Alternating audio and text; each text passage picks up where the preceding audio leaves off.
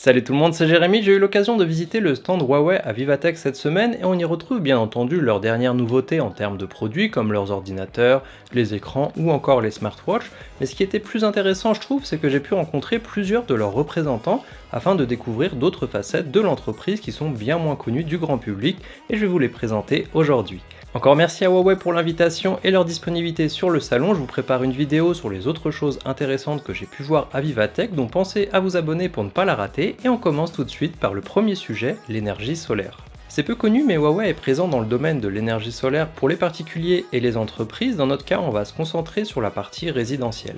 La marque ne fabrique pas de panneaux solaires elle-même et préfère se concentrer sur tout ce qui vient après, en commençant par un petit module qui vient se connecter au panneau et qui permet d'optimiser la transmission d'énergie et d'augmenter la sécurité.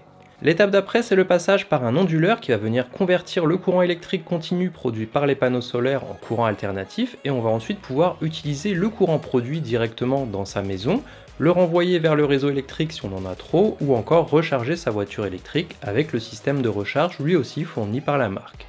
Un point qui peut poser souci avec l'énergie solaire, c'est que sans soleil, eh bien forcément ça ne marche pas.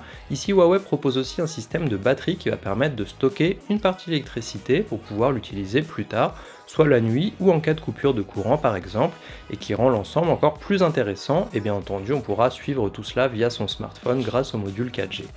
Je vous mets le lien dans la description si vous voulez plus d'informations sur la solution, et surtout voir quelles entreprises proposent l'installation de tout ce système. Pour le second point, on va parler d'accès à Internet et de fibre. Pour ceux qui ont la chance d'avoir la fibre à leur domicile, dans la plupart des cas, votre opérateur fait arriver la fibre jusqu'à l'entrée de votre domicile, jusqu'à un petit boîtier, et ensuite celui-ci se connecte à votre box, soit directement via la fibre, ou sinon avec un convertisseur vers de l'Ethernet.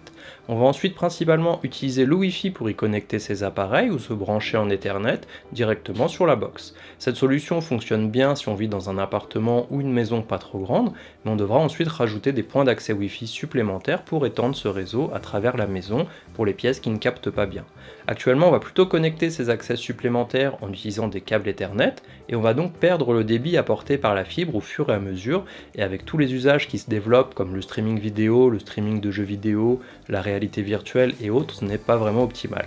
Avec son projet Green Fiber to the Room, Huawei propose d'utiliser de la fibre tout le long du chemin. Celle-ci arrive toujours jusqu'à une box centrale comme on en a l'habitude, mais va ensuite pouvoir être étendue avec un genre de multiprise pour la fibre, un genre de switch, pour ensuite partir directement vers les bornes Wi-Fi disposées un peu partout dans la maison. L'ensemble est fabriqué par la marque et l'avantage étant que cela est moins polluant à produire et les fibres étant si fines qu'on peut les faire passer au-dessus d'une plainte de manière quasi transparente et cela très facilement pour un installateur. Il ne restera plus qu'à attendre que certains opérateurs proposent ce système pour pouvoir en bénéficier chez vous. Un autre point lié au réseau, c'est la 5G, on en entend souvent parler dernièrement pour le grand public, mais Huawei propose aussi de la 5G pour les entreprises, c'est-à-dire qu'on va permettre à une entreprise d'avoir son propre réseau privé en 5G, et ça va venir remplacer les antennes Wi-Fi par des antennes 5G, ou encore une grande antenne 5G selon la taille du site pour couvrir l'intérieur et l'extérieur. Chaque entreprise ayant sa propre fréquence, on a aussi moins d'interférences.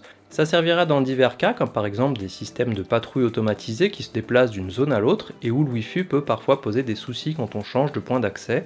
Ici, on va venir éviter ce genre de problème de connectivité et de latence. Depuis plusieurs années, Huawei propose via son programme Digital Impulse d'aider des startups à se développer à travers un soutien financier, mais surtout un accompagnement tout au long du programme et en leur donnant de la visibilité. Ces entreprises étaient présentes sur le stand et j'ai pu en découvrir certaines comme Cosmo Connected qui se concentre sur la sécurité en deux roues avec des casques avertissant des freinages ou encore des lunettes permettant un affichage tête haute avec des informations de GPS. Il y avait d'autres startups aussi intéressantes avec des systèmes de gants qui vont venir contrôler une pince par exemple ou finalement une main un petit peu artificielle. On avait aussi des startups avec des boîtiers connectés pour gérer l'électricité. Il y avait beaucoup de choses différentes. J'ai aussi pu découvrir Dive Medical, c'était une startup espagnole qui via son appareil Track AI permet de détecter des problèmes oculaires chez de jeunes patients ou des personnes qui ne peuvent pas répondre aux questions.